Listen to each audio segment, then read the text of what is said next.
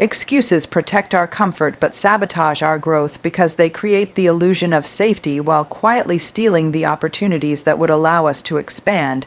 And while it feels easier in the moment to explain why something cannot be done, each excuse builds a wall between where we are and where we could be, keeping us from the uncomfortable but necessary steps that lead to change. And comfort becomes a cage disguised as relief, convincing us that staying put is better than risking failure. Yet the truth is that excuses cost us more than failure ever will, because failure at least moves us forward with lessons, while excuses freeze us in place, robbing us of momentum and eroding the trust we have in ourselves.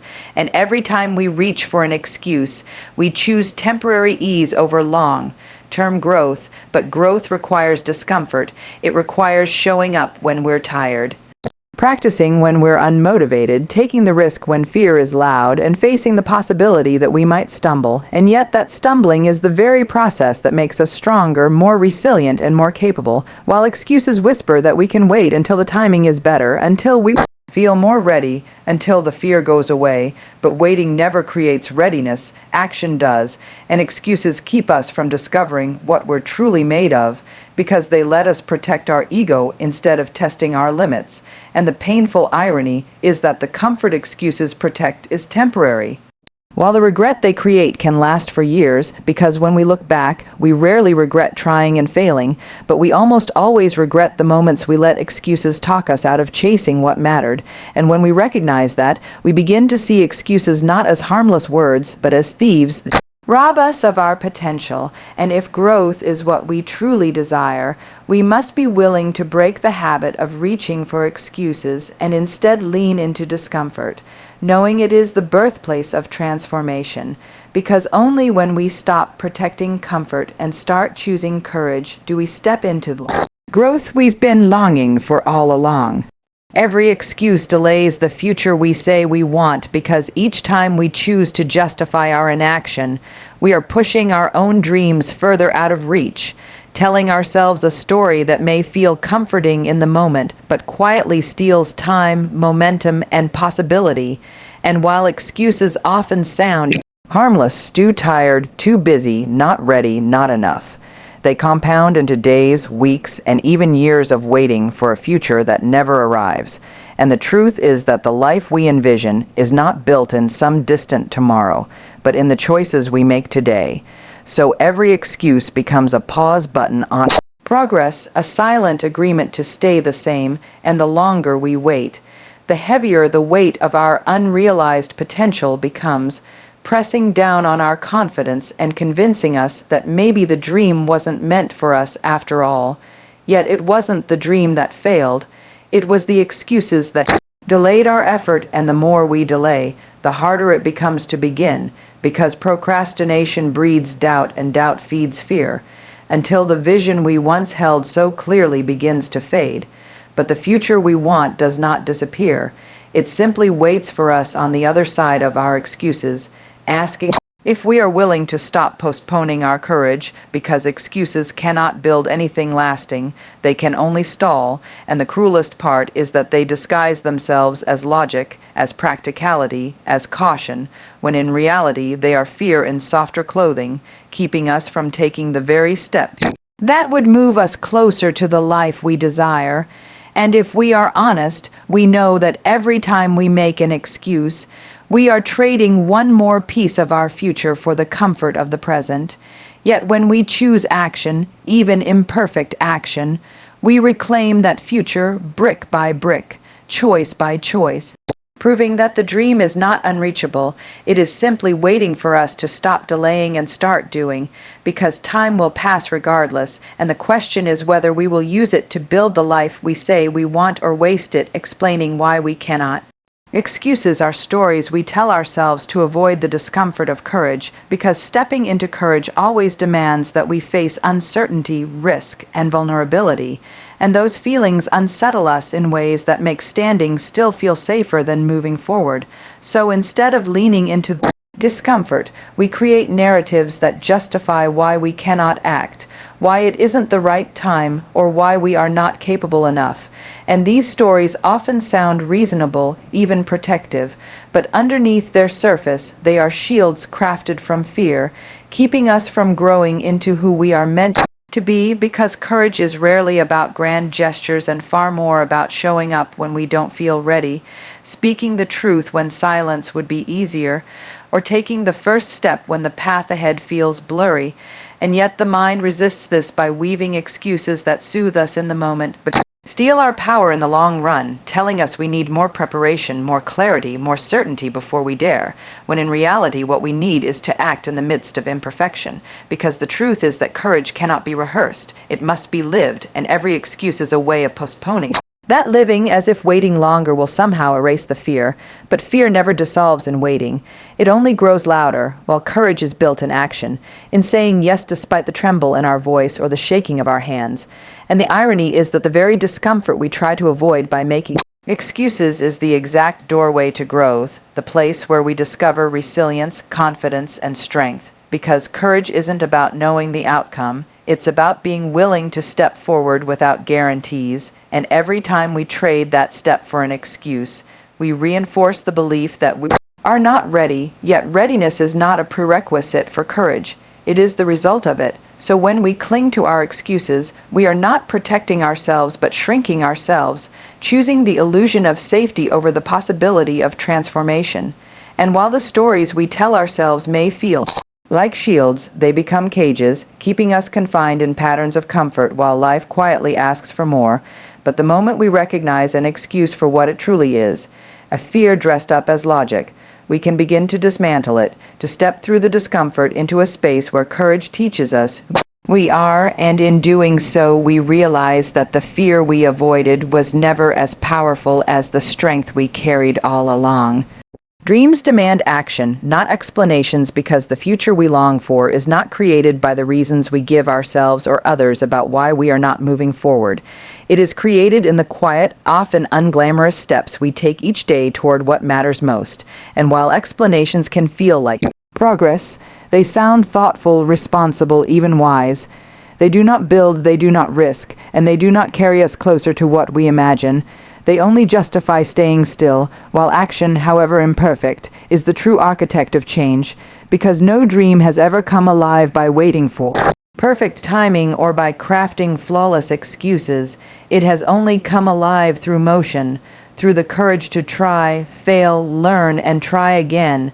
And every person who has ever built something extraordinary did not have fewer doubts or fears, but made the choice to move in spite of them, to take one step when their mind offered 1,000 explanations for why it couldn't work. And that is the difference between people who hold onto their dreams and those who live them. The willingness to act without the comfort of certainty, to prioritize momentum over rationalization.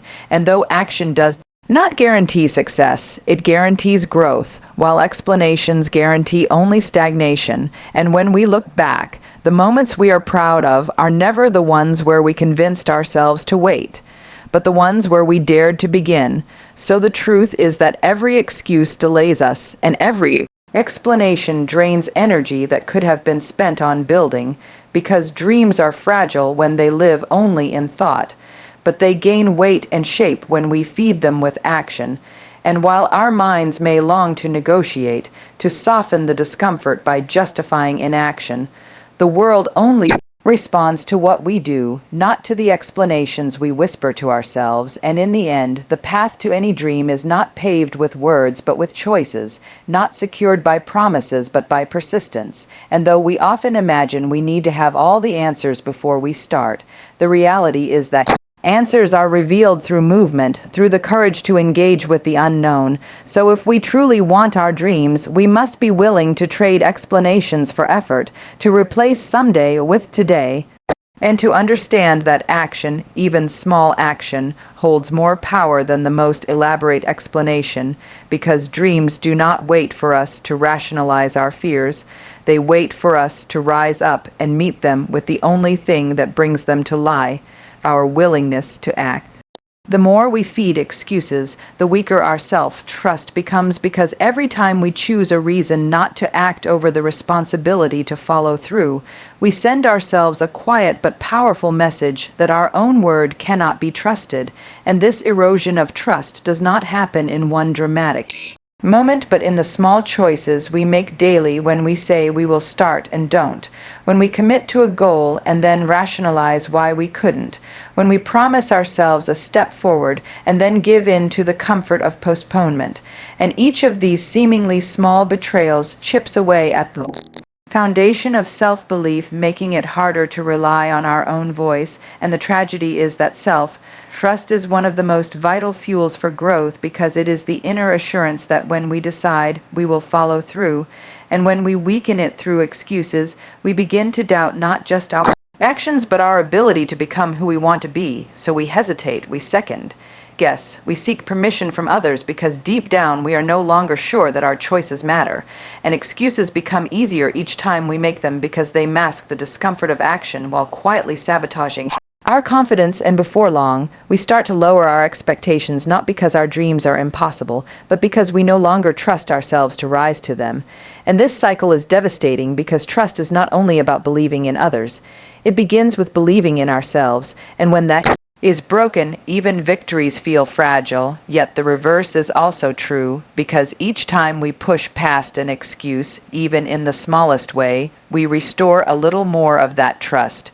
We prove to ourselves that our word holds weight, and that inner integrity builds strength, resilience, and momentum, reminding us that our choices shape our future more than our circumstances ever could. So the real cost of excuses is not just the delay of our dreams, but the weakening of the relationship we have with ourselves. And the greatest freedom comes when we choose to stop feeding those excuses and start honoring the promises we make to ourselves, for trust is rebuilt in action. And when we begin to live in alignment with what we say we want, the excuses lose their power, our self-belief strengthens, and the path forward opens in ways we once thought impossible. Freedom begins the moment we choose responsibility over reasons, because reasons, no matter how convincing they sound, are still barriers we build to protect ourselves from the discomfort of change, while responsibility is the act of stepping fully into our own agency and saying, "This is my life, and I am accountable for what I do with it." And though carrying that weight may feel intimidating at first, it is also the most liberating truth we can embrace, because reasons tie us to circumstances and excuses, convincing us that our power is limited by what has happened to us or what we lack. But responsibility breaks those chains and reminds us that while we cannot control everything, we always control how we respond, how we act, and how we move forward, and that realization opens the door to growth. Because when we give up reasons, we give up waiting, we give up blaming, we give up hoping that someone else will fix what we refuse to face, and we begin to build with what we have, right where we are. And this is where freedom lives.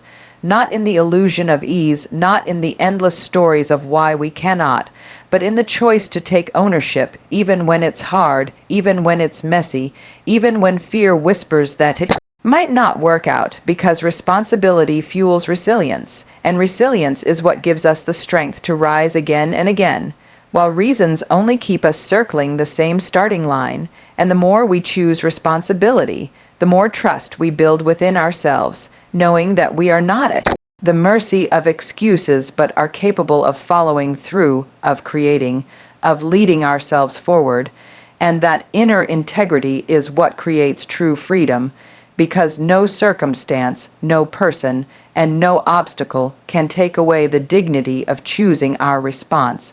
And when we live from that place, reasons lose their power, fear loses its grip, and we find ourselves moving toward the life we once thought was out of reach, realizing it was never beyond us.